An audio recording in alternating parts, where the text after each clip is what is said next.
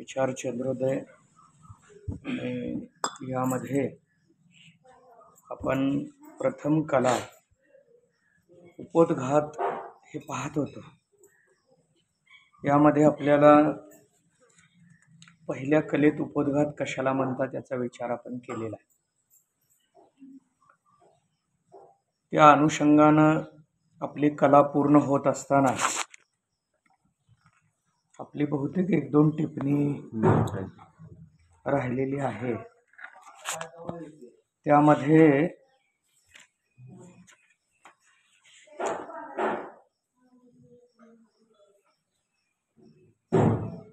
पान नंबर 16 वर 30 नंबर टिप्पणी आहे। या टिप्पणीमध्ये उत्तम जिज्ञासू कोणाला म्हणतात याचा विचार मांडलेला आहे। जिज्ञासू शब्दाचा अर्थ जर विचारात घेतला तर ज्याला जाणून घेण्याची इच्छा आहे त्याला जिज्ञासू म्हणतात। पण जाणून घेण्यासाठी व्यवहारातल्या गोष्टी जाणून घ्याव्या का परमार्थातल्या गोष्टी जाणून घ्याव्या? बऱ्याच जणाला व्यवहारातल्या गोष्टी जाणून घेण्याची खूप इच्छा असते। काही जणांना संसारातल्या गोष्टी जाणून घेण्याची इच्छा असते। त्यामुळं काही मंडळी उगीच चौकशी करत राहतात। यांच्या घरी काय झालंय, त्यांच्या घरात काय झालंय, यांनी कुठून आले, ते कोण आहे, हे काय झालंय, जाणून घेण्याची इच्छा आहे। पण याला जिज्ञासू म्हणत नाहीत। जिज्ञासू या शब्दाचा जर अर्थ आपण विचारात घेतला तर पारमार्थिक आणि कृतार्थतेच्या विषयी जाणून घेण्याचा जो विचार आहे त्याला जिज्ञासू म्हटलं जातं। आणि म्हणून जिज्ञासू पदाची व्याख्या अशी केली गेली, ज्ञाप्तुम इच्छा जिज्ञासा। ज्ञानप्राप्तीची ज्याला इच्छा आहे त्याच्या त्या वृत्तीला जिज्ञासा म्हटलं गेलेलं आहे। आता इथं ज्ञान शब्दाचा अर्थ व्यवहाराकडे न्यायचा नाही। ज्ञान शब्दाचा अर्थ ब्रह्मज्ञान, ज्ञान शब्दाचा अर्थ आत्मज्ञान। अज्ञान निवृत्तीचं जे साधन आहे त्या ज्ञानाच्या प्राप्तीची तळमळ ज्याच्याकडे आहे त्याला जिज्ञासू म्हणतात। आता यात पुन्हा 2 विषय आपल्याला पाहायला मिळतील, जिज्ञासू आणि मुमुक्षू। मुमुक्षू कोणाला म्हणतात आणि जिज्ञासू कोणाला म्हणतात? ज्ञानाच्या प्राप्तीची इच्छा जिज्ञासू आणि मोक्षाच्या प्राप्तीची इच्छा मुमुक्षू, असे या 2 प्रकार आपल्याला पाहायला मिळतात। जिज्ञासू मध्ये 3 प्रकार मांडले गेलेले आहेत, उत्तम जिज्ञासू, मध्यम जिज्ञासू आणि कनिष्ठ जिज्ञासू। हा जिज्ञासूच आहे, पण विचार चंद्रोदयात आता आपण जे चिंतन पाहतोय तो उत्तम जिज्ञासू आहे। याला उत्तम जिज्ञासू का म्हटलं? हा उत्तम जिज्ञासू का आहे याचं स्पष्टीकरण या 30 नंबर टिप्पणीमध्ये दिलेलं आहे। विवेक, वैराग्य, षटसंपत्ती, मुमुक्षुता इन 4 साधन करी सहित होवे आणि और ब्रह्मविद गुरु वेदांत शास्त्र के वचन विषय परम विश्वासी होवे, कुतर्क कदाचित करे नहीं। ऐसा जो स्वरूप के जानने की तीव्र इच्छा वाला अधिकारी सो उत्तम जिज्ञासू है। याला उत्तम जिज्ञासू असं म्हणतात। आता यामध्ये प्रत्येक शब्दाचा विचार आहे। विवेक, वैराग्य। विवेक कशाला म्हणतात? विवेक म्हणजे विचार। विचाराचं लक्षण मागच्या पाठाला आपण पाहिलंय, आत्मा अनात्मा को भिन्न करे के जानना सो विचार है। विवेक म्हणजे काय? तेच आत्मा आणि अनात्मा याला वेगळं करून जाणणं, सार असार, जड चेतन, चांगलं वाईट याचं पृथक्करण करणारी जी वृत्ती आहे त्याला विवेक म्हणतात। हा विवेक कशाने निर्माण होतो म्हटलं की आपण 4 कृपा पाहिल्या। ईशकृपा, गुरुकृपा, शास्त्रकृपा आणि अंतःकरण कृपा. या 4 कृपेचं चिंतन आपण मागच्या पाठाला केलेलं. ज्याच्यावर या 4 कृपा आहे त्याच्या मनात विवेक जागा होतो, विवेक निर्माण होतो. विचार सागरमध्ये या बाबतीत खूप सुंदर असा दोहा आहे.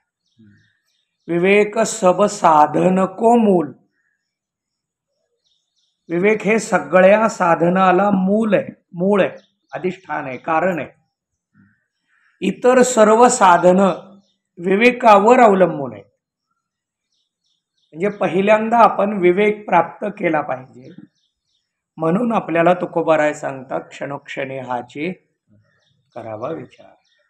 विचार करा. कशाचा करा? तरावया पार भवसिंधू.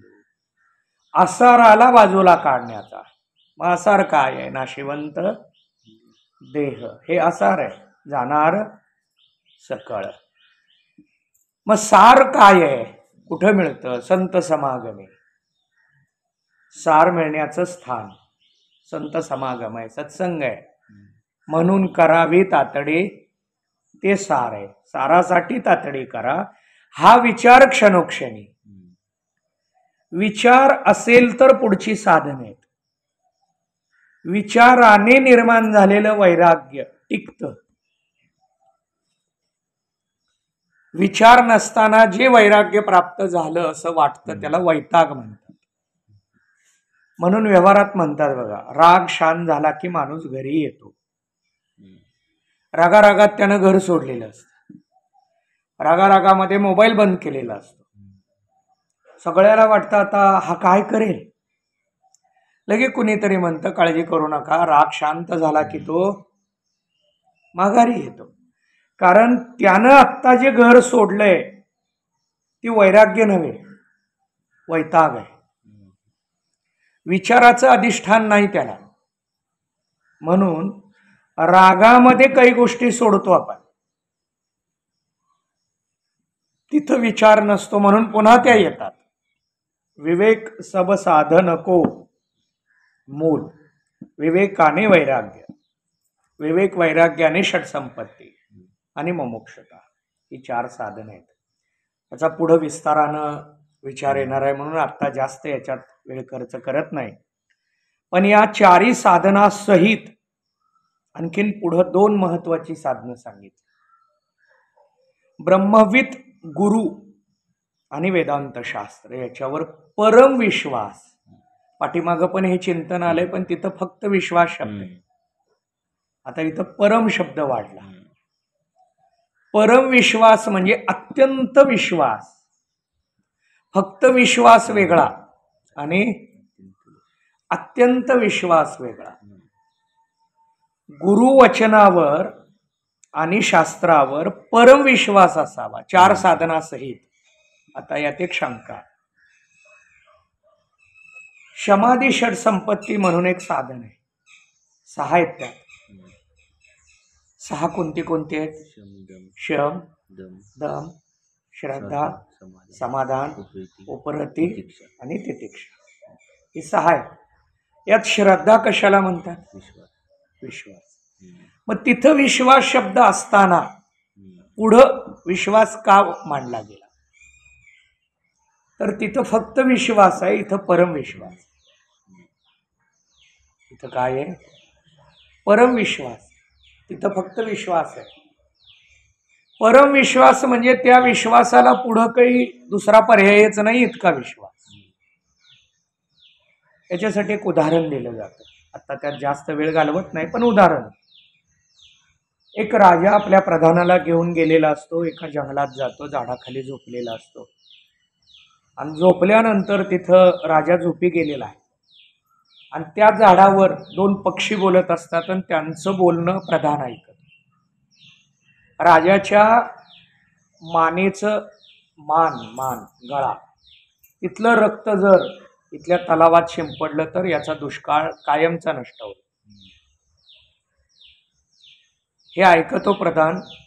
हातामध्ये तलवार घेतो, राजाच्या छातीवर बसतो राजा डोळे उघडतो, प्रधानाला पाहतो, प्रधान छातीवर आहे, तलवार आहे हातात, म्हणजे काय करणार आहे? मारणार आहे. राजा डोळे बंद करतो. काही दिवस जातात, ते पुढं त्यांचं रक्त काढतो, टाकतो वगैरे, हा दृष्टांत आहे.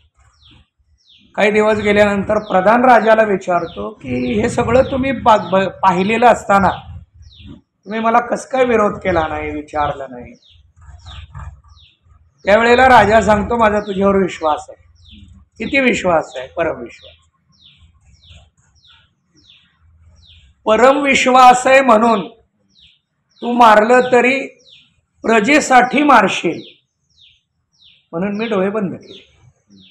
त्याला परमविश्वास, फक्त विश्वास पण नाही, असा परमविश्वासी उत्तम जिज्ञासू आहे.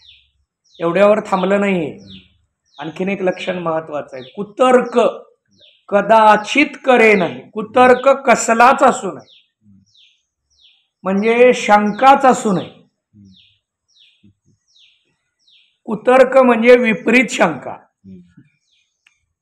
कसली शंका मनात असू नये, याला उत्तम जिज्ञासू.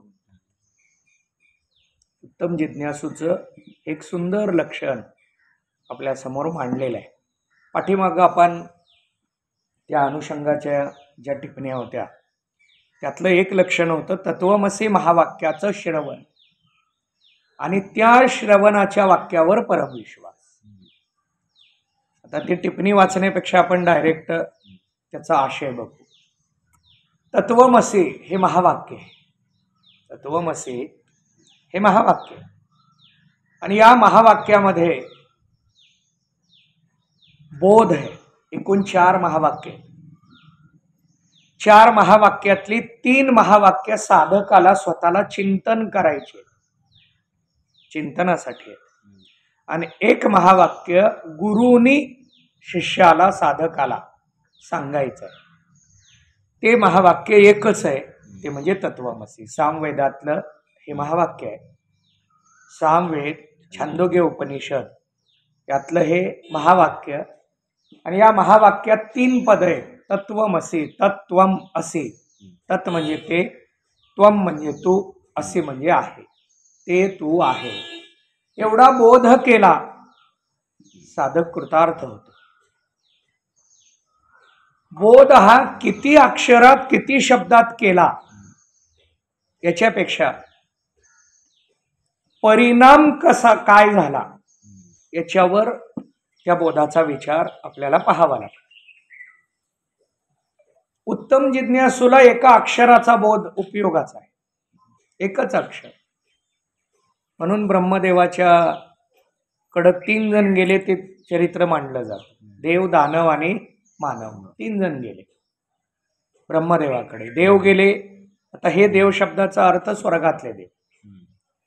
इथं देव शब्दाचा जो अर्थ येतो तो देव ब्रह्मदेवाकडे जाणार आहे.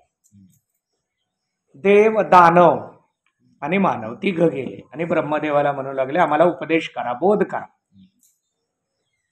ब्रह्मदेवाने सांगितलं, तुम्ही 1 वर्ष तपश्चर्या करून या.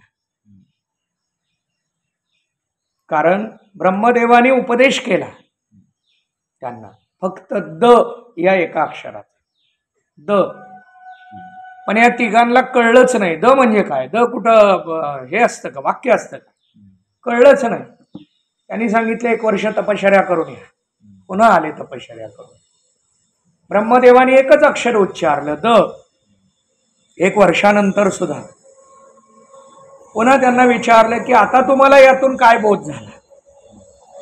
3घांनी कसं ग्रहण केलं ते सांगितलं. स्वर्गातील देवानी सांगितलं की आम्हाला दमन करा म्हणताय. दम, दम म्हणजे इंद्रिय निग्रह, दमन म्हणजे इंद्रिय निग्रह. कारण स्वर्गात स्वैर आहे, विषय सेवन. स्वर्गामध्ये स्वैरत आहे, अंकुश नाही. मग काय करा, दमन करा, दचा अर्थ. दानवांना विचारलं, दतून तुम्ही काय घेतलं. द म्हणजे दया. दानव काय करते, नेहमी हिंसा करते, त्यामुळे त्यांनी काय करावं, दया करावी. द. मानवाला विचारलं, तुम्ही दतून काय घेतलं. त्यांनी सांगितलं दान करा. कारण मानवाने संग्रह जास्त करायला सुरुवात केली. त्यामुळं मानवाला दान करा, तिघांचा 1 वर्षाचा तपश्चर्येचा कालावधी पूर्ण झाल्यानंतर तिघांना एकच अक्षर आहे. म्हणजे गुरुच्या मुखातनं किती ऐकायचं याच्यापेक्षा काय ऐकायचं याला महत्व. म्हणून पुढं वेदांत शास्त्र शब्द आहे. वेदांत शास्त्राचं श्रवण, नाहीतर शास्त्र खूप ऐकले, ग्रंथ खूप ऐकले, ग्रंथ ऐकल्यानंतर परिणाम काय आहे याला खूप मोठं मोल आहे, महत्व आहे. त्या दृष्टीनं आपल्याला त्याचा विचार करावा लागतो. आणि म्हणून आपण इथं ही एक टिप्पणी आपली राहिलेली होती. यामध्ये ब्रह्मविद गुरु, ब्रह्मविद म्हणजे ब्रह्मनिष्ठ, ब्रह्माच्या विषयी निष्ठा आहे, श्रोत्रिय, शास्त्राचा अभ्यास झालेली आणि दयाळू. गुरूंच्या बाबतीत 3 लक्षणं प्राधान्यानं मांडल्या जातात. श्रोत्रिय, ब्रह्मनिष्ठ आणि दयाळू असे गुरु असावे. श्रोत्रिय म्हणजे अनेक ग्रंथाचं श्रवण केलेले, ब्रह्मनिष्ठ म्हणजे निष्ठावान असलेले, आणि दयाळू म्हणजे देण्यासाठी तत्पर असलेले. 3 लक्षणं ज्या गुरूंकडे आहेत अशा गुरुच्या मुखातून आणि वेदांत शास्त्र आपण श्रवण केलं पाहिजे, अशा पद्धतीचा विचार आपण थोडासा केलेला. आणि त्या दृष्टीनं विचार या शब्दाचंही स्पष्टीकरण आपण बघितलं होतं की विचार कशाला म्हणतात, किती प्रकारचा करायचा. तर विचार करत असताना 3 लक्षणा मांडल्या. मैं कौन हूँ, ब्रह्म कौन है और प्रपंच क्या है. मी आणि ब्रह्म चेतन आहे, मी आणि ब्रह्म चेतन आहे आणि प्रपंच जड आहे. आता चेतन कशाला म्हणतात आणि जड कशाला म्हणतात.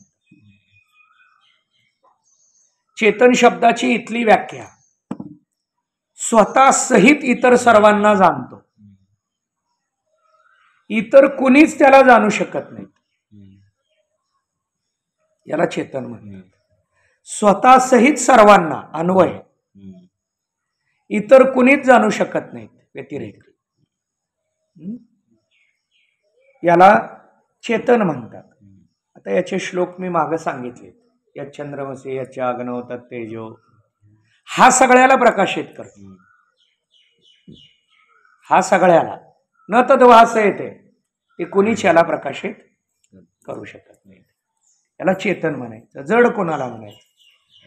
आपको न जाने और को न जाने सो जड है.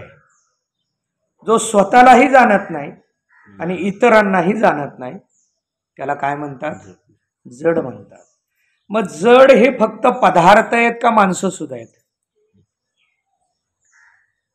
माणसं सुद्धा आहेत, त्यांना मी माणूस आहे हे पण कळत नाही, आणि आपल्या बरोबर असलेली माणसं आहेत हे सुद्धा कळत नाही, जड म्हणतो आपण. म्हणून जड मूड उद्धरिले, जड शब्द आलाय काय काय ठिकाणी. जड मूड भाविका, अनेक ठिकाणी जड हा शब्द आपल्याला पाहायला मिळतो. उद्धराया जन जड जीवा, हा जड जीव आहे. जड म्हणजे नेमका कोणता. मग आता पशु पक्षी हे स्वतःला जाणतात का, स्वतःला जाणत नाही.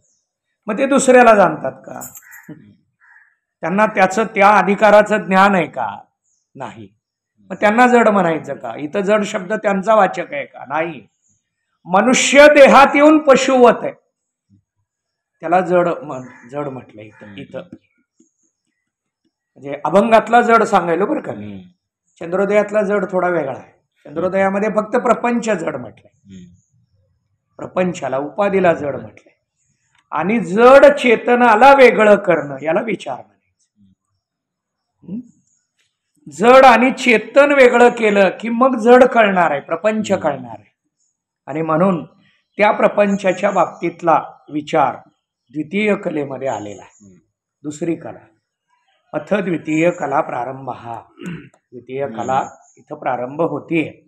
प्रपंच आरोप अपवाद या हेडिंग मध्ये 3 शब्द आहेत.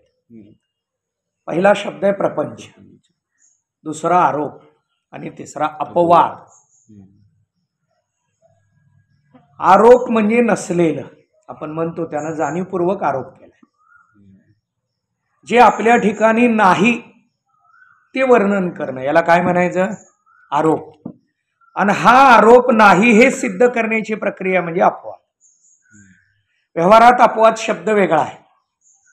व्यवहारामध्ये अपवाद आपण म्हणतो, अपवाद आहे हे, उदाहरण अपवाद आहे असं व्यवहारात म्हणतो. तो अर्थ इथं नाही. इथं आरोप नाही याच्यासाठी जे वर्णन केलं जातं त्याला अपवाद म्हणतात. त्याचं स्पष्टीकरण येणार आहे, आता पुढे येणार आहे. प्रपंच आरोप अपवाद यामध्ये 33 नंबर टिप्पणी आहे खाली. अवस्तुवादी वस्तु कथन अपवाद कहिए जानिए. अपवादा व्याख्या आली. अवस्तु म्हणजे काय? अनात्मा. अवस्तु आत्म्याला सोडून जे आहे, एर अति एर सगळं, ते काय आहे? अवस्तु आहे. आत्म्याला, ब्रह्माला, देवाला सोडून जे सगळं आहे ते काय आहे? अवस्तु. बाधी, त्याचा बाध करून वस्तूचं कथन करणं, या सगळ्याचा बाध करून वस्तू ब्रह्माचं वर्णन करणं याला अपवाद म्हणायचं. त्याला काय म्हणायचं? अपवाद. अनेक नलगे माईक पदार्थ तेथे माझे अर्थ नको देवा. देवा या माईक पदार्थाकडे माझी वृत्ती घेऊन जाऊ नको. याचा बाध केला तेथे माझी हरिवृत्ती राहू. अपवाद, याला अपवाद म्हटलं जातं. अपवादाचं हे एक सुंदर वर्णन या ठिकाणी आपल्या समोर आलेलं आहे. आता ती पुढची टिप्पणी दोह्यातल्या शब्दाची आहे. आपण इथं पुढं 21 नंबर पान 33 प्रश्न हा थोडा लक्ष द्यावा लागेल. मूळ सिद्धांत आहे. विचार चंद्रोदय, विचार सागर, वृत्ती प्रभाकर, कितीही वेदांताचे ग्रंथ सांगा, एवढ्या एका प्रश्नाच्या सिद्धांतावर सगळ्या ग्रंथाची किमान अंशात्मक दृष्टी येते. एवढं जर लक्षात आलं. शुद्ध ब्रह्म विषय प्रपंच का आरोप कैसे हुआ है. शुद्ध ब्रह्माच्या ठिकाणी प्रपंचाचा आरोप झाला कसा. इथं आरोप शब्दावर 35 नंबर टिप्पणी आहे. ब्रह्मरूप वस्तु विषय अज्ञान तत्कार्य रूप अवस्तु का कथन आरोप है, याही को अध्यारोप भी कहे. ब्रह्मरूप वस्तू, ब्रह्म ही काय आहे? वस्तू आहे नेहमी. आता काही जण व्यावहारिक सांसारिक जे पदार्थ आहेत त्याला वस्तू म्हणू देत नाही. वस्तू फक्त ब्रह्मालाच म्हणायचं. वस्तू फक्त ब्रह्मालाच, त्याला सोडून अवस्तू आहे सगळं. मग या सगळ्याला काय म्हणाय? पदार्थ म्हणा. पण आपण काही वेळेला म्हणतो वस्तू आणायला जायचंय, वस्तू घ्या, वस्तू आणल्या का. व्यवहारातल्या पदार्थाला आपण वस्तू शब्दाचा उपयोग करतो, पण वेदांताच्या दृष्टीनं वस्तू एकच आहे. आपुला तो एक, एकम एव अद्वितीयम, तो एकच आहे वस्तू. म्हणून ज्ञानोबरायांनी वस्तू शब्द वापरलेला आहे. वस्तू होऊन उठी कवन एकजो. हा वस्तू होऊन उठतो. काना वचनाची बेटे सरिसाची पैकी रेटे. वस्तू होऊन उठी, वस्तू शब्द आला. वस्तू ब्रह्म आहे, त्याच्या अनुषंगानं अज्ञान तत्कार्य अवस्तू का कथन, वस्तूच्या ठिकाणी अवस्तूचं वर्णन याला आरोप म्हणायचं. म्हणजे नसलेलं वर्णन करणं. साध्या एका शब्दात नसलेलं वर्णन याला काय म्हणायचं? आरोप. आता इथं फक्त ब्रह्म असा शब्द नाही, शुद्ध ब्रह्म. काय आलाय? शुद्ध ब्रह्म. शुद्ध ब्रह्म. शुद्ध ब्रह्म कुणाला म्हणतात? शुद्ध शब्दाचा अर्थ काय? निरुपाधिक म्हणजे शुद्ध. उपाधी आली की शुद्धतेला बाधा आली. म्हणून वेदांतामध्ये सगुणाला मानायला तयार होत नाहीत काही मंडळ. सगुण म्हटलं की उपाधी गुणासहित आहे. उपाधी आली की शुद्धतेला बिघाड आला, असं काही मंडळींचं म्हणणं. काही मंडळी म्हणतात उपाधी नकोय, उपाधी बाजूला काढली पाहिजे. पण कोणती? प्रापंचिक का पारमार्थिक? उपाधी बाजूला काढली पाहिजे हे सत्य. प्रापंचिक ही उपाधी, पारमार्थिक उपाधी, नवे नवे शारीरिक उपाधी. देव गुणाला आला. गुन्हा आला विटेवरी पितांबरदारी सुंदर. शुद्धतेला बाधा, असं काही मंडळींचं म्हणणं आहे. जे फक्त अजातवाद मानतात त्या मंडळींच्या मनामध्ये हा विचार येतो आणि त्यात एक गट आपल्याला तसा पाहायला मिळतो. चला उत्तर. शुद्ध ब्रह्माच्या ठिकाणी प्रपंचाचा आरोप कसा झाला असा प्रश्न होता. त्याला उत्तर अनादि शुद्ध ब्रह्म के विषय. आता यातलं एक एक पद सोडवतो. अनादि शुद्ध, दोन शब्द आहेत. अनादि कुणाला म्हणतात? उत्पत्ती रहित को अनादि कहे. यातली व्याख्या अशी आहे, ज्याला उत्पत्ती नाही त्याला अनादि म्हणा. आता हे पाठच करायचं. उत्पत्ती रहित को अनादि कहे. उत्पत्ती रहित हे सूत्र आहे. आदिच्या विरुद्ध अनादि. नाही आदि अंती. आदि, आदि म्हटलं की जन्म, अनादि म्हटलं की जन्मरहित, उत्पत्ती रहित. कोण कोण आहे तर पुढे त्याचं वर्णन येणार आहे. पण ब्रह्म हा कसा आहे? अनादि आहे. उत्पत्तीच नाही, त्याला जन्मच नाही. त्याला जन्म नाही म्हणून आत्मा ब्रह्म अजन्मा मानला. जन्म नाही म्हणून मरण नाही. आत्म्याला जन्म नाही म्हणून मरण नाही. मरण कशानं नाही? मग नैनम चिंतन्ते श्लोक चालू झाला. कशानंच मरण नाही. मग सगळ्या पंचमहाभूताचा विचार मांडला. याच्याने आहे का, त्याच्याने आहे का, त्याच्याने आहे का, याच्याने नाही, त्याच्याने नाही. कशानेच मरण नाही. का मरण नाही? जन्मच नाही म्हणून मरण नाही. मग उपजे येते, जो जन्मला त्याला नाश आहे, त्याला मरण आहे. अनादि आहे म्हणून हा शुद्ध आहे. अनादि, आदि असता तर उपाधीला आला असता आणि शुद्धतेला बाधा आली असती. अनादि शुद्ध ब्रह्म विषय. अनादि शुद्ध ब्रह्माच्या ठिकाणी अनादि कल्पित प्रकृती है. आता हे पटवून देतो. अनादि शुद्ध ब्रह्म है, अनादि कल्पित प्रकृती आहे.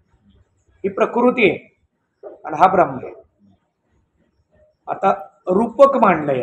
या दोघांचा विवाह झाला. होत नाही, होत नाही पण झाला असं आपण गृहीत धरू. मग विवाह होण्या अगोदर दोघांचं वर्णन करावं लागतं. नवरदेवाचं लक्षण, नवरीचं लक्षण.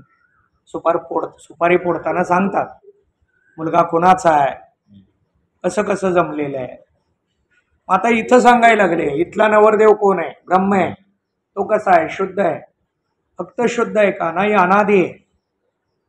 मुलगी कशी आहे? अनादि आहे आणि कल्पित आहे. अनादि कल्पित प्रकृती है. प्रकृती म्हणजे इथली नवरी आहे. आता इथं काही काही ठिकाणी प्रकृती, माया, अविद्या, अज्ञान एकालाच म्हणतात बरं का. आता पुढं त्याचं थोडं सूक्ष्म वर्णन येणार आहे, पण आत्ता कळण्यासाठी हे शब्द मी मांडायला लागलो. या प्रकृतीसाठी दोन विशेषण आहेत, अनादि आणि कल्पित. याला दोन विशेषण आहेत, अनादि आणि शुद्ध. यातलं अनादि शुद्ध कळलं. आता यातले दोन सांगतो. यातलं अनादि पण कळलं. प्रकृतीला सुद्धा जन्म नाही म्हणून प्रकृतीला सुद्धा मरण नाही. प्रकृतीला जन्म नाही म्हणून मरण नाही. त्यामुळं मोक्षातल्या 2 अंशात निवृत्तीचा अंश मांडताना एक लक्षण आलंय. मोक्षात किती अंश आहेत? 2. कोणते? एक प्राप्ती आणि दुसरी निवृत्ती. प्राप्ती कशाची आहे? प्राप्ताची प्राप्ती. निवृत्ती कशाची आहे? नित्य निवृत्तीची निवृत्ती आहे. निवृत्तच आहे त्याला तुम्ही निवृत्त काय करणार? नित्य निवृत्तीची निवृत्ती असं चिंतन आहे पुढं. मृगजळ तुम्ही घालवायला लागलेत का नाहीच? नाहीच. पण मनामध्ये ठरवायला लागलोय दिसते काली नाही, दिसते काली नाहीच. ते नित्य निवृत्तीची. तस प्रकृती अनादि उत्पन्नच नाही. जरी काही जण मानायला लागले तर कल्पित आहे. कशी आहे? कल्पित आहे. कल्पनेत आहे. कल्पनेमध्ये राष्ट्राध्यक्ष झालो. कल्पनेतल्या राष्ट्राध्यक्षाचा आदेश मानतात का? का झालं नाही का राष्ट्राध्यक्ष? कल्पनेतला आहे. कल्पित आहे. कल्पनेतल्या राष्ट्राध्यक्षाला काहीही महत्व नाही. तसं कल्पित प्रकृती. बायको कोण आहे? कल्पित आहे. अनादि कल्पित. वाचतो मी पुन्हा. अनादि शुद्ध ब्रह्म के विषय अनादि कल्पित प्रकृति है. तीस प्रकृति का, आता या प्रकृतीचा ब्रह्म के साथी, या प्रकृतीचा ब्रह्माबरोबर संबंध झाला. या प्रकृतीचा ब्रह्माबरोबर काय झाला? संबंध. आता त्याचं स्पष्टीकरण द्यायला लागले त्या संबंधाचं. अनादि कल्पित तादात्म्य संबंध आहे.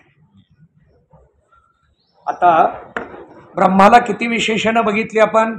2. अनादि शुद्ध. प्रकृतीला किती विशेषणं बघितली? 2. अनादि कल्पित. संबंधाला 3 विशेषणे या दोघांच्या. ब्रह्माला 2 विशेषणं, प्रकृतीला 2 विशेषणं, या दोघांच्या संबंधाला 3 विशेषणे.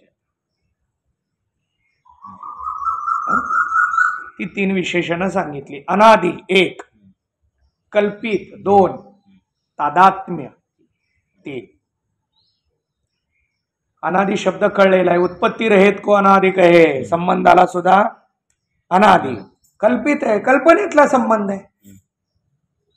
संबंध कसा आहे? कल्पनेतला. आणखीन एक शब्द वाढवला, तादात्म्य. तादात्म्य शब्दाचा अर्थ काय? तादात्म्य कशाला म्हणायचं? वास्तव अभेद. वास्तव अभेद, कल्पित भेद, याला तादात्म्य म्हणायचं. ते कळायला थोडं जड जाईल. काय कल्पित भेद आहे त्यांचा, पण वास्तवात अभेद आहे. पटवून देतो. नवरा बायकोचं भांडण खूप झालं. इतकं भांडण झालं, इतकं भांडण झालं. बायको खूप रडायला लागली. शेजाऱ्याने येऊन भांडण थोडं थांबवलं. बायकोला तिकडे नेलं, दुसऱ्याच्या घरी बसवलं. ती तिथं रडायला लागली. नवऱ्याला नाही नाही ती बोलायला लागली. ही नवऱ्याला बोलायला लागली म्हणून शेजारची बाई हिच्या नवऱ्याला शिव्या द्यायला. चालतं का? का चालत नाही? आता तिनं शिव्या द्यायला लागली की. कुणाला शिव्या द्यायली? तिनं नवऱ्याला शिव्या द्यायला. म्हणून शेजारची बाई हिच्या नवऱ्याला शिव्या द्यायला लागली. चालतं का? का चालत नाही? याला तादात्म्य म्हणायचं. कल्पित भेद आहे फक्त, वास्तव अभेद आहे.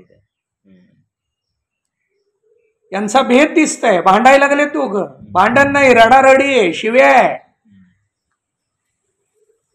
इतकं चालू आहे तरी ते कल्पनेत आहे. आणि वास्तवात शेवटी दोघं एकच आहे, दोघं एकच आहे. याला तादात्म्य म्हणा. तादात्म्याची व्याख्या सांगितली. मी अजून पुढं वाचायचं आहे, पण आधी हे कळावं, मग वाचल्यानंतर आपल्याला लक्षात येईल. 3 विशेषण आहेत एवढ्या पॅरेग्राफमध्ये: अनादि, कल्पित आणि तादात्म्य. 3च विशेषण आहेत. एवढं कळलं की वेदांत समजायला खूप सोपं जातं. थोडक्यात सगळ्या वेदांताचं हे सूत्र आहे. हे डोक्यात ठेवून जर आपण पुढे निघालो, ही विशेषणं कुणाला उपयोगाची आहेत हे कळलं पाहिजे. अनादि ब्रह्माचं आहे, कल्पित प्रकृतीचं आहे, तादात्म्य संबंधाचं आहे. विशेषण कुणाचं आहे? ह ब प कुणाला म्हणावं, महाराज कुणाला म्हणावं. आता अलीकडच्या काळात काही कुणीही कुणाला काही म्हणायला लागला, हा भाग वेगळा. परंतु पूर्वी या बाबतीतली पथ्य पाळली जात होती संप्रदायात सुद्धा. तसं इथं विशेषण कुणाला द्यायचं? अनादि ब्रह्म, कल्पित प्रकृती आणि तादात्म्य संबंध. आता त्याच्यासाठी एक उदाहरण देतो. एक मुलगा लग्न झालं नाही आणखी, आणि तो एका ओट्यावर बसलेला आहे, कठड्यावर बसलेला. समोरून एक वरात निघाली. त्या वरातीला बघितलं त्यानं. नवरा बायको लग्न झालेलं होतं. वरात निघाली, त्यानं बघितलं, त्याच्या मनात विचार आला. वरात पुढे गेली. थोड्या वेळात तो त्या ओट्यावर कठड्यावर पडला, झोपला. झोपी गेला आणि झोपेत त्याला स्वप्न पडलं. झोपेमध्ये त्याला स्वप्न पडलं. स्वप्नात त्याचं लग्न झालं. हे सगळं कल्पित आहे. स्वप्न कसं आहे? स्वप्नीचे चेईले जाईल रया. स्वप्न कल्पित आहे. स्वप्नात त्याचं लग्न झालं, संसार चालू झाला. संसार चांगला करू लागला. संसार करत असताना एके दिवशी नवरा बायकोची स्वप्नात भांडणं चालू झाली. आणि त्या भांडणामध्ये इतकी भांडणं टोकाला गेली, बायकोनं तिकडून फेकून याला मारलं.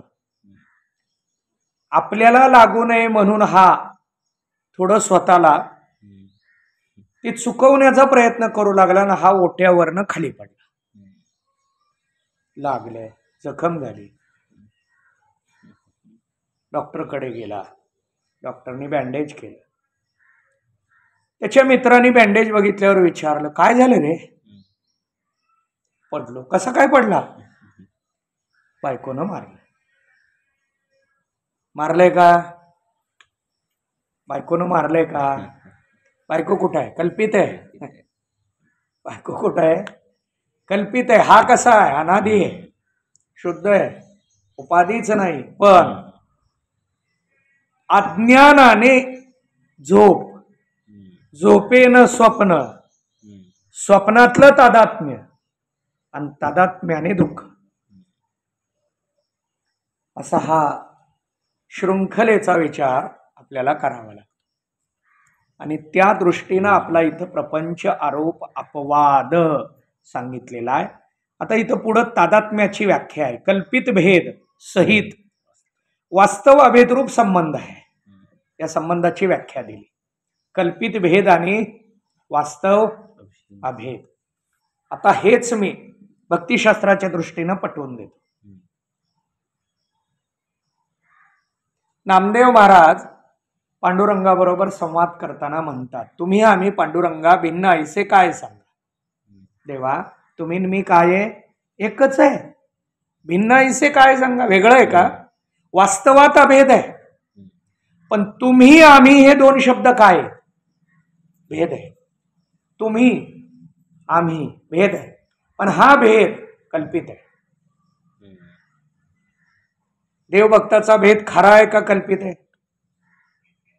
कल्पित आहे. दोघं एकच आहे. म्हणून देवते संत, देवते संत निमित्त त्या प्रतिमा.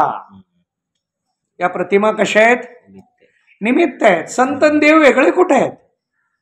भक्त आणि देव वेगळे कुठे आहेत? एकच आहे. पण जगाला दिसायला दोन आहे, असायला एक आहे. कल्पित भेद, वास्तव भेद भक्तिशास्त्रात, पण प्रपंचातला विषय थोडा वेगळा आहे. हा? चला, आता एवढा पॅरेग्राफ कळला तर आपल्याला पुढचं स्पष्टीकरण लक्षात येणार. आता हे मी पुन्हा अगदी एका वाक्यात सांगतो. ब्रह्म आणि प्रकृतीचा विवाह संबंध झाला. अनादि शुद्ध ब्रह्म आहे, अनादिकल्पित प्रकृती आहे, अनादिकल्पित तादात्म्य संबंध आहे. अनादिकल्पित तादात्म्य संबंध प्रकृती बरोबर झाला. आता ब्रह्म आणि प्रकृतीचा संबंध झाला. या नवरा बायकोचा विवाहाच्या माध्यमातून यांना पुन्हा 3 संतती झाल्या. किती? 3. आता तुम्ही म्हणाल ब्रह्माला संतती आहे का? कल्पित आहे. काय आहे? कल्पित आहे. पण संबंध झाला, संबंधही कल्पित आहे, प्रकृतीही कल्पित आहे आणि झालेली संतती सुद्धा कल्पित आहे. पण कल्पिताचं वर्णन चालू झालं. काही जण पडलेलं स्वप्न दुसऱ्याला सांगताना रंगवून सांगतात. मला असं स्वप्न पडलं होतं, मी आषाढी वारीला गेलो, आषाढी वारीतला काय आनंद आहे, कुठं स्वप्न. तो रंगवून सांगू लागला. तसं इथं आता स्वप्न रंगवणं चालू झालं. काय चालू झालं? स्वप्न रंगवणं चालू झालं. नाहीतर मुळात त्याला सोडून काहीच नाही, फक्त तो आहे. सर्वम खलविदम ब्रह्म, त्याला सोडून काहीच नाही, सगळीकडे तोच आहे, तो एकटाच आहे. पण आपल्याला ते पटत नाही, मग हे मान्य करावं लागतं. मग प्रकृती माना. जसं गणितामध्ये आपल्याला गणित सोडवण्यासाठी पूर्वी XYZ माना गणितात सांगायचे. मग गणिताचं उत्तर यायला लागलं की मग याला वजा करा, सोडून द्या म्हणतात. त्याला पुन्हा काय सांगतात? सोडून द्या. काही गणिताला सुद्धा एक हातचा घ्या आणि पुन्हा सोडून द्या असं सांगतात. तसं इथं कल्पित प्रकृती माना आणि मानल्यानंतर पुन्हा सोडून द्या. हे जमलं पाहिजे. आता शुद्ध ब्रह्म, कल्पित प्रकृती, या दोघांच्या पासून 3 जन्मले. कोण कोण जन्मले? यामध्ये ईश्वर जन्मला, जीव जन्मला आणि जग जन्मला. आता यांच्या उपाधी सांगतो मी. कोण जन्मलं हे सांगितलं. ईश्वर, जीव आणि जग, 3 जन्मले.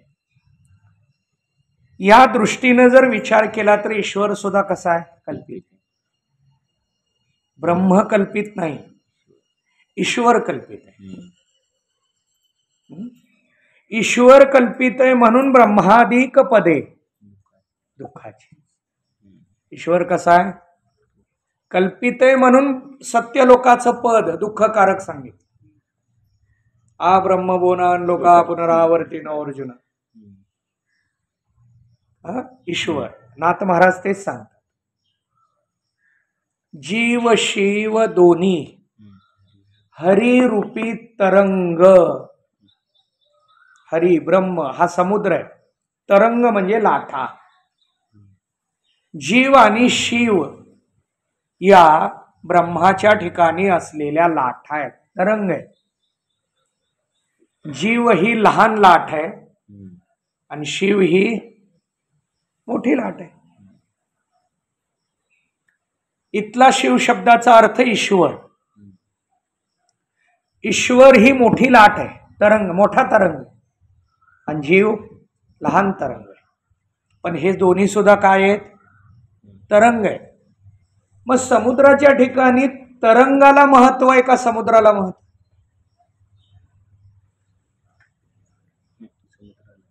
समुद्राला महत्व आहे.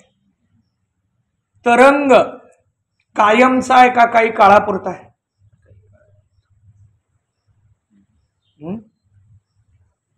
काळापुरता आहे, मर्यादित आहे. तरंग हा मर्यादित आहे. आपण म्हणतो समुद्र किती शांत आहे, काहीच लाटा नाही. लाटा कुठं गेल्या? त्यातच गेल्या. निर्माण कुठं होतात? तिथंच होतात. जीव शिव कुठं निर्माण होतो? त्याच्या ब्रह्माच्या ठिकाणी. लयाला कुठं जातो? त्याच्याच ठिकाणी. पण या लाटा निर्माण व्हायला कारण काय? समुद्राच्या ठिकाणी वारा. वारा ही उपाधी आहे लाटांची. वारा नसेल लाटा नाहीत. तसं ह्या तिघाला वारारूपी प्रकृती उपयोगाची आहे. इथं आता उपाधी काय आहे? प्रकृती आहे. प्रकृती आणि ब्रह्माचा संबंध. 3 जण जन्मले, 1 जीव, 2 ईश्वर आणि 3 जग. आता ईश्वराची उपाधी माया, जीवाची उपाधी अविद्या आणि जगाची उपाधी तमप्रधान प्रकृती. तमप्रधान उपाधी म्हणा. प्रकृती हा शब्द तुम्हाला पाठीमागं आल्यामुळं ते थोडं संभ्रम निर्माण करेल. तमप्रधान उपाधी कळण्यासाठी आहे. आपल्याकडे वारकऱ्यांचा ड्रेस कसा आहे? पांढरा आहे. आणि चोपदाराचा? चोपदाराचा लाल आहे. सगळ्या पांढऱ्या ड्रेसमध्ये असलेल्या वारकऱ्यात लाल चोपदाराच्या ड्रेसला मान्यता आहे. पण एखाद्या वारकऱ्याने लाल शर्ट घालून आला, मान्य करतात का? का? ती उपाधी मानली जात नाही. इथली उपाधी जी आहे, आता इथं उपाधी कोणाला? ईश्वराची उपाधी माया, जीवाची उपाधी अविद्या आणि जगाची उपाधी तमप्रधान उपाधी. उपाधी शब्दाचा अर्थ आणि जीव शब्दाचा अर्थ आपल्याला कळला पाहिजे. आता हे जड होऊ नये म्हणून थोडं व्यावहारिक उदाहरण देतो. अंगणामध्ये पातेलं ठेवलंय, पातेल्यामध्ये पाणी आहे आणि त्या पाण्यात सूर्याचं प्रतिबिंब पडलं. अंगणामध्ये काय ठेवलं? पातेलं. पातेल्यात पाणी, पाण्यात सूर्याचं प्रतिबिंब. त्या सूर्याच्या प्रतिबिंबाचा प्रकाश भिंतीवर पडला. भिंतीवर काय आहे? प्रकाश. कुणाचा आहे? सूर्याचा. भिंतीवरचा प्रकाश हा आत्ताचा कुणाचा आहे? सूर्याचा आहे. प्रत्यक्ष आहे का? नाही. हा प्रत्यक्ष नाही, पण सूर्याचा आहे. तो यालाही प्रकाशतोय आणि यालाही प्रकाशतोय. तो तसा ब्रह्म हरी सगळ्याला प्रकाशतो. सगळ्यामध्ये जो प्रकाश आहे तो त्याचा आहे. पातेलं, पाणी आणि त्यातला सूर्य प्रतिबिंब, या सगळ्याला मिळून ईश्वर म्हणायचं. या सगळ्याला मिळून जीव म्हणायचं. याला ईश्वर पण आणि जीव पण म्हणायचं. फक्त आता उपाधी बदलली की ईश्वर आणि जीवाचं लक्षण बदललं. सगळ्याला ताट वाढले, पदार्थ वाढायला लागले. उपवास कुणाचा? ज्याच्या ताटात खिचडी आहे त्याचा उपवास. ताट सगळ्याला दिली, पंगत सगळ्याचीच आहे, बसलेत सगळे. पुंडलिकवर ते झालान खायला सुरुवात केली, त्याचा पदार्थ बदलला की व्यक्तीकडे पाहण्याची दृष्टी सुद्धा बदलली. तसं इथं उपाधी बदलली, लक्षण बदललं. जास्त जड करत नाही, एवढं सोपं करून सांगता येईल तेवढं सांगतो. माया उपाधी असेल आणि त्यात जर प्रतिबिंब पडलं तर त्याला ईश्वर म्हणायचं. म्हणून आपल्याकडे एक ईश्वराची व्याख्या आहे. माया विशिष्ट चेतन ईश्वर. माया विशिष्ट चेतन ईश्वर. अविद्या विशिष्ट चेतन जीव. एवढे दोन कळले तरी बसेल. आता दोन्हीची व्याख्या आपण अशी पाठच करायची. माया विशिष्ट चेतन ईश्वर, अविद्या विशिष्ट चेतन जीव. ईश्वराचं लक्ष आणि जीवाचं लक्ष दोघाला उपाधीच आहे. दोघालाही उपाधीच आहे. काही जण म्हणतील दोघाला जर उपाधीच असेल नावं वेगळी का आली?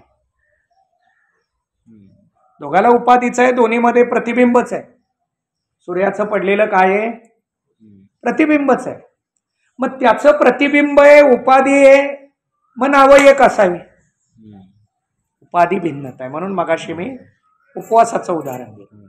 यांच्या ताटात भात आहे, यांच्या ताटात भगर आहे. उपाधी बदलली, नाव बदललं. याला ईश्वर का म्हणायचं? माया विशिष्ट म्हटलं की ईश्वर. माया विशिष्ट ईश्वर, अविद्या विशिष्ट जीव.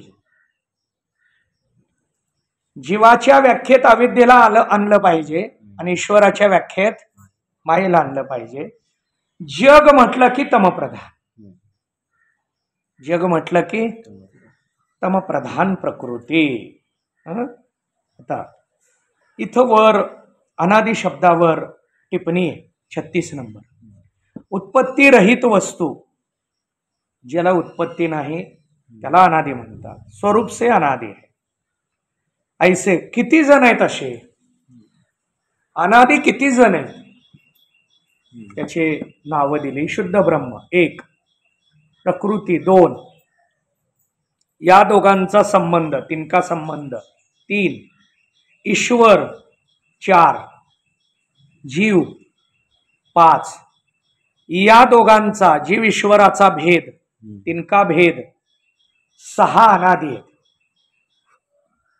ये षट है अरु प्रवाह रूप से प्रपंच भी अनादि है. हे 6 अनादि आहेत आणि याच प्रवाहाने प्रपंचाला सुद्धा अनादि म्हणतात. 7 अनादि सांगितले. आता जिथं जिथं अनादि शब्द येईल तिथं तिथं आपल्याला हे 7 अनादि आहेत असं वर्णन करता येतं. ब्रह्म अनादि आहे, प्रकृती अनादि आहे, त्यांचा संबंध अनादि आहे, ईश्वर अनादि आहे, जीव अनादि आहे, यांचा भेद अनादि आहे आणि या प्रवाहाबरोबर प्रपंच सुद्धा अनादि आहे. म्हणून 15व्या अध्यायामध्ये नांतो न चादीर न चशम प्रतिष्ठा न च आदि न अंतो. आदिही नाही ना अंतही नाही, अनादि. प्रपंच कसा आहे? अनादि. आदि नाही. न च आदि न अंतो न चादीर न च संप्रतिष्ठा. आता ही टिप्पणी झाली. कल्पितवर खाली टिप्पणी आहे. जो होवे नाही और स्वप्न पदार्थ की नाही भ्रांतीचे वाचे. मग अशी मी स्वप्नाचा दृष्टांत देऊन हे पटवून दिलंय. आता पाठीमाग प्रधान प्रकृती रूप करी विभाग को पावती है. आता या दोघांचा संबंध झाला. शुद्ध ब्रह्म आणि प्रकृतीचा संबंध झाला. त्या संबंधीतून 3 जन्मले, माया, विद्या आणि तमप्रधान.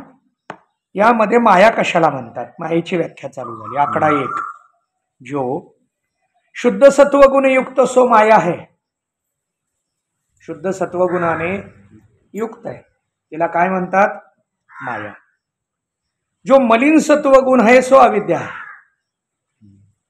आता माया कोणाला म्हणतात आणि अविद्या कोणाला म्हणतात? व्याख्या थोडकी.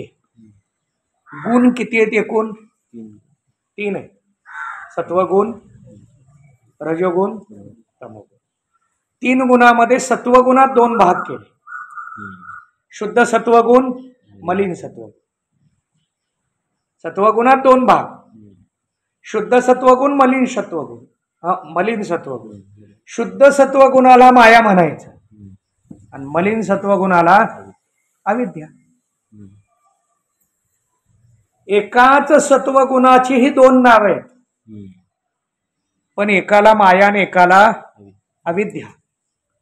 आपल्याकडे आरोग्य विभागाकडून नगरपालिका कचऱ्याच्या 2 बादल्याला 2 रंग देते, ओला कचरा आणि सुका कचरा. शुद्ध सत्वगुण, मलिन सत्वगुण, गुणच आहे शेवटी. पण तरी शुद्ध असेल तर माया आणि मलिन असेल तर अविद्या. मलिन आहे म्हणून अविद्या. काही काही वेळेला म्हणतो माणूसच आहे पण जेवताना नीट जेवत नाही म्हणून आत्ताच्या पंक्तीला त्याला बसवू नका, मलिन आहे. काय येतो? मलिन आहे. या पंक्तीला नको, मलिन आहे. मलिन म्हटलं की जीव आणि शुद्ध म्हटलं की ईश्वर. ईश्वराच्या उपाधी काय? माया आणि जीवाची अविद्या. हे आता इतकं पाठ करायचं, झोपेत विचारलं, झोपेतनं उठून विचारल्याबरोबर पटकन सांगता आलं पाहिजे. ईश्वराची उपाधी माया, जीवाची उपाधी अविद्या. माया कशाला म्हणायचं? शुद्ध सत्वगुणाने युक्त. अविद्या कशाला म्हणायचं? मलिन सत्व. आकडा 3 नाही, याच्यावर टिप्पणी आहे 38. क्षत्रिय और शूद्र रूप मंत्रीन से ब्राह्मण राजा की न्यायी, जो रजतम से दबे नहीं किंतु रजतम को आप दबावे, ऐसा सत्वगुण शुद्ध सत्वगुण. खूप सुंदर लक्षण आहे. शुद्ध सत्वगुण कशाला म्हणायचं? रजोगुण तमोगुणाने जो गुण दबला जात नाही त्याला शुद्ध सत्वगुण म्हणायचं. पावसाने वारकरी थांबतो का? शुद्ध सत्वगुण. पावसाने थांबला, मलिन आहे, अडथळ्याला बळी पडला, दबला गेला. रजोगुण तमोगुणाने जो दबला जातो त्याला मलिन म्हणायचं. आणि रजोगुण तमोगुणाने जो दबला जात नाही त्याला शुद्ध सत्व. शुद्ध सत्वगुणाची व्याख्या आहे.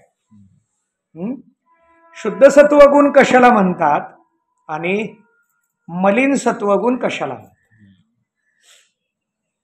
याची ही व्याख्या आपल्या समोर आलेली आहे. ही आपल्याला पाठ झाली पाहिजे. आता इकडं 22 नंबर पानावर आकडा 3. जो तमोगुण की मुख्यता करी युक्त है सो तम प्रधान प्रकृती है. तमप्रधान प्रकृती म्हणजे तमोगुणानेच युक्त आहे, त्याला तमप्रधान म्हणजे जग. आता वरचा आकडा 1, 2, 3च पुन्हा स्पष्टीकरण आले खाली. मगाशी जे मी सांगितलं ईश्वर कुणाला म्हणतात, जीव कुणाला म्हणतात, त्याचं फक्त स्पष्टीकरण आहे. आता वाचून काढतो. माया विषय जो ब्रह्म का प्रतिबिंब है, मायेमध्ये ब्रह्माचं प्रतिबिंब, पातेल्यात सूर्याचं प्रतिबिंब. आता इथं पातेलं म्हणजे माया, पातेलं म्हणजे माया, ब्रह्म म्हणजे सूर्य, सूर्याचं प्रतिबिंब पातेल्यात म्हणजे मायेमध्ये पडलं. सो अधिष्ठान ब्रह्म और माया सही जगत करता सर्वज्ञ ईश्वर कहिए है. यात पडलेलं जे प्रतिबिंब आहे तो जगाचा कर्ता आहे, हे त्याला एक विशेषण आहे. म्हणजे जगाचा कर्ता कोण आहे, जगाचा पालक कोण आहे? ईश्वर. मग तो ईश्वर कसा आहे? सर्वज्ञ. सर्वज्ञ कोणाला म्हणतात आणि अल्पज्ञ कोणाला म्हणतात? जो सगळं जाणतो त्याला सर्वज्ञ आणि जो काहीच जाणत नाही त्याला अल्पज्ञ. अल्प जाणतो, सर्वज्ञ. आता हे ज्ञानाच्या दृष्टीनं लक्षण आहे. आता याचं आणखीन एक लक्षण, सर्वज्ञतेनं जर विचार केला तर ईश्वराची मायेवर सत्ता आहे. माया ज्याच्या ताब्यात त्याला सर्वज्ञ म्हणतात.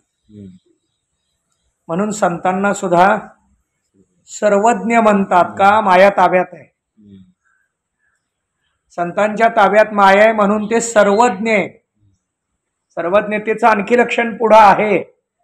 पण आता इथं लक्षण काय, ज्याच्या ताब्यात माया आहे, ज्याचं अज्ञान गेलं त्याला सर्वज्ञ म्हणायचं का ज्याच्या अंकित माया आहे त्याला सर्वज्ञ म्हणायचं?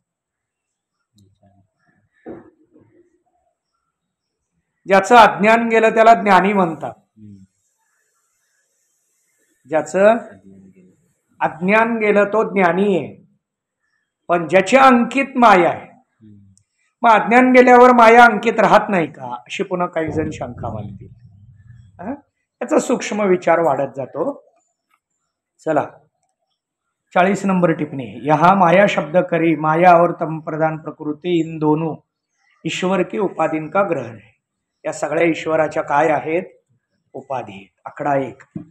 माया उपाधि को लेके ईश्वर कुलाल की न्यायी जगत का निमित्त कारण है. तम प्रधान प्रकृति को लेकर ईश्वर मृतिका की न्यायी जगत का उपादान कारण है. हे खूप सुंदर आहे. आता एक स्वतंत्र चॅप्टरच आहे, जे स्वतंत्र प्रकरण आहे. काय जग, जग कसं निर्माण झालं. जग निर्माण झालं ठीक आहे. जग हे कार्य आहे. जगाचं कारण कोण, ईश्वर. जगाचं कारण कोण आहे, ईश्वर आहे. मग जगाला कारण ईश्वर आहे, पण कारण एक आहे का दोन आहेत. प्रत्येक मुलाला आई आणि वडील हे दोन आहेत. प्रत्येक मुलाला, मुलगा हे कार्य आणि मुलाचं कारण आई आणि वडील. पण त्या कारणाला लक्षण आहे, आई वडील नव्हे, वडील आई नव्हे. आई वडील हे जरी कारण असले तरी त्यांच्या कारणाच्या लक्षणा वेगळ्या आहेत. वडिलाला निमित्त कारण म्हणतात आणि आईला उपादान कारण म्हणतात. याच्यासाठी इथं दृष्टांत दिला. कुलाल. कुलाल म्हणजे कुंभार. कुंभार हा मातीचा डेरा तयार करतो. मातीचा काय करतो, डेरा तयार करतो. डेरा तयार करायला सामुग्री भरपूर लागते, पण त्यात मुख्य सामुग्री दोन आहे, एक कुंभार आणि दुसरं माती. कुंभार हे निमित्त कारण आहे आणि माती हे उपादान कारण आहे. आई हे उपादान कारण आहे, वडील निमित्त कारण. जगाचं ईश्वर निमित्त कारण सुद्धा आहे आणि उपादान कारण सुद्धा आहे. हा विचार डोळ्यासमोर ठेवून एकनाथ महाराज सांगतात, माय जगन्नाथ, बाप जगन्नाथ, अनाथाचा नाथ जनार्दन. तोच माय उपादान कारण, तोच बाप निमित्त कारण.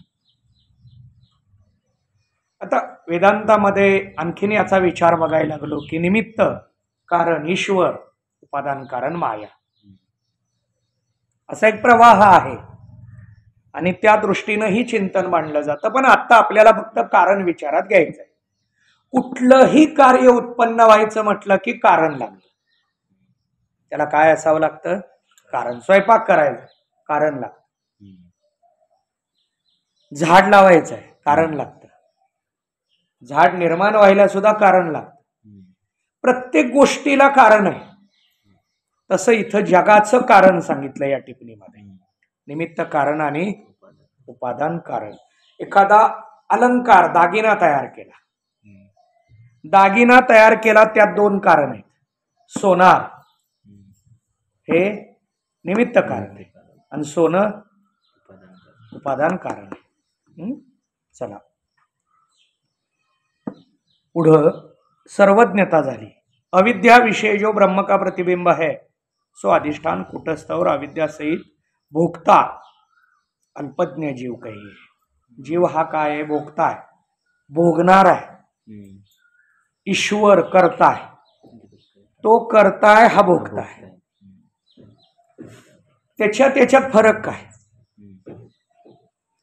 तो करून भोगत नाही, हा न करता भोगतो. शिवाय तो करून मी करता असं म्हणत नाही, हा भोगता असताना मी करता भोगता म्हणतो, म्हणून हा जीव. याला भ्रांती म्हटलं. करता भोगतापणे की भ्रांती. पुढे 6व्या कलेमध्ये तो विचार आपल्या समोर येणार आहे.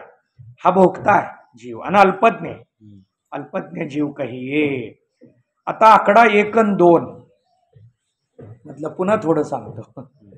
ईश्वर म्हटलं की माया आणि जीव म्हटलं की अविद्या. मायेमध्ये पडलेलं प्रतिबिंब ईश्वर, अविद्येमध्ये पडलेलं प्रतिबिंब जीव. आकडा 1. सो ईश्वर और जीव भी अनादि कल्पित है. ईश्वर सुद्धा अनादि है, जीव सुद्धा अनादि है. ईश्वर जीव कल्पित आहे आणि अनादि. आता यात काही जण म्हणतील हे अनादि आहे तर मरतो कसं, जीव मरतो कसा, असा काही मंडळी प्रश्न मांडतील. परंतु अनादि आहे म्हटलं की याला मरण नाहीच. याला काय नाही, मरण नाही. पण याला जन्म मानला की मरण.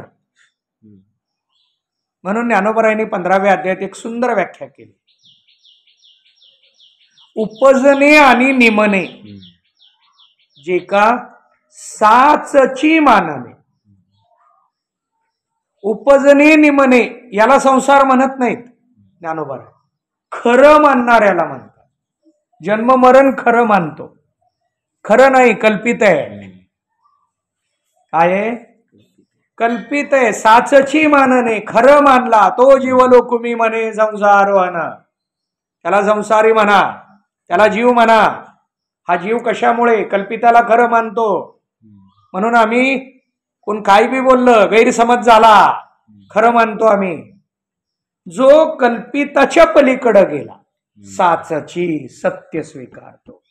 आपल्याला सत्य स्वीकारता आलं पाहिजे. 3वें ईश्वर की उपाधि माया एक है और अपेक्षित व्यापक है. 30 से ईश्वर भी एक है और व्यापक है. आता इथे ईश्वराचं थोडं लक्षण वाढवलंय. ईश्वर कुणाला म्हणतात, माया विशिष्ट चेतन ईश्वर आहे.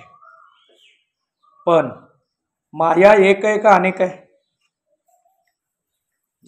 माया एक आहे आणि अविद्या अनेक आहे. म्हणून जीव अनेक आहेत, ईश्वर एकच आहे. ईश्वर एक का, उपाधी एक आहे. हे उत्तर आता अपेक्षित आहे. उपाधी एक म्हणून ईश्वर एक, जीव अनेक का, उपाधी अनेक. उपाधी अनेक आहेत म्हणून आपण जेवायला बसलो, 2-2 वाट्या दिल्या. काय 2-2 वाट्यात रे, 2 वाट्यात काय आहे, उपाधी बदलली, जास्त झाली, चौकशी करतो. आणि एकच वाटे, काहीच बोलत नाही. 2 आलं गोंधळ चालू. एक असेल शांतता आहे. ईश्वर हा एक आहे. काय एक आहे, उपाधी एक आहे. शिवाय माया व्यापक आहे म्हणून ईश्वर सुद्धा व्यापक आहे. ईश्वर परिच्छिन्न आहे का व्यापक आहे, व्यापक आहे. का, त्याची उपाधी व्यापक आहे. विहिरीतलं पाणी आणि समुद्रातलं पाणी. विहिरीतलं पाणी म्हणजे जीव आणि समुद्रातलं पाणी म्हणजे ईश्वर. मग काही जण म्हणतील ब्रह्म कुठे आहे, पाणी ब्रह्म आहे त्यातलं. समुद्राचा आकार या दृष्टीनं पाहताना आपण उपाधी म्हणून पाहतो. आणि आतलं पाणी जे आहे ते चैतन्य. या चैतन्याचा विचार करत असताना त्याला ब्रह्म म्हटलं जातं, त्याला आत्मा म्हटलं जातं. विहिरीमध्ये पाणी आहे, या पाण्याचं अधिष्ठान म्हणून कुटस्थ पाहतो आपण, आत्मा पाहतो. बरोबर आहे. तत्वमसे ते तू आहे, त्याचा वाच्यार्थ, शब्दार्थ आणि लक्षार्थ हे आपण याचा विचार केलाय. यामध्ये माया व्यापक आहे म्हणून ईश्वर व्यापक आहे. पण ईश्वर अपेक्षित व्यापक आहे,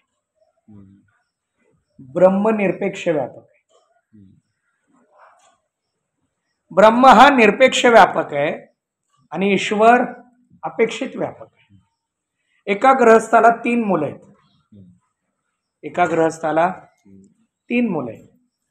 मधला लहान आहे का मोठा आहे, 2 नंबरचा जो मुलगा आहे तो लहान आहे का मोठा आहे,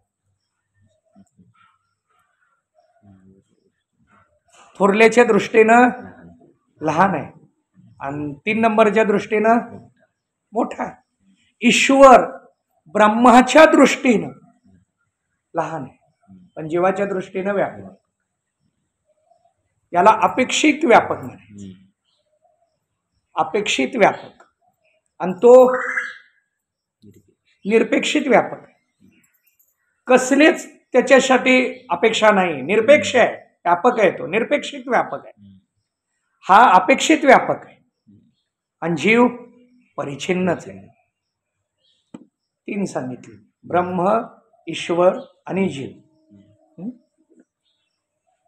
चला पाठीमाग आंकड़ा 2. जीव की उपाधि अविद्या नाना है और परिच्छिन्न है. तिसते जीव भी नाना है और परिच्छिन्न है. 3 जीव ईश्वर का अनादि कल्पित भेद है. या जीव ईश्वराचा भेद हा अनादि आणि कल्पित आहे. अनादि पण आहे आणि कल्पित सुद्धा आहे, पण यामध्ये जीव आणि ईश्वर कळला पाहिजे. आपल्याला आता आपण इथं थोडं थांबूया, कारण थोडं जड पण व्हायला लागलंय आणि झालेला पॅरेग्राफ व्यवस्थित लक्षात आला पाहिजे. या कलेचं नावच आहे प्रपंच आरोप अपवाद. ब्रह्माच्या ठिकाणी नसलेलं वर्णन करणं याला आरोप म्हणतात, ते खोडून काढणं याला अपवाद म्हणतात. ज्याच्या ठिकाणी आरोप झाला त्या ब्रह्माबरोबर प्रकृतीचा संबंध आला, म्हणून तिघाला विशेषण आले. ब्रह्माला अनादि शुद्ध ब्रह्म, प्रकृतीला अनादि कल्पित, आणि तादात्म्याला अनादि कल्पित तादात्म्य संबंध आला. या तिघाच्या संबंधातून 3 जन्मले, ईश्वर, जीव आणि जग. ईश्वराची उपाधी माया, जीवाची उपाधी अविद्या, जगाची उपाधी तमप्रधान प्रकृती. शुद्ध सत्वगुणाने युक्त माया, मलिन सत्वगुणाने युक्त अविद्या, आणि पूर्णता तमगुणाने युक्त तमप्रधान प्रकृती. माया ही एकच आहे आणि व्यापक आहे.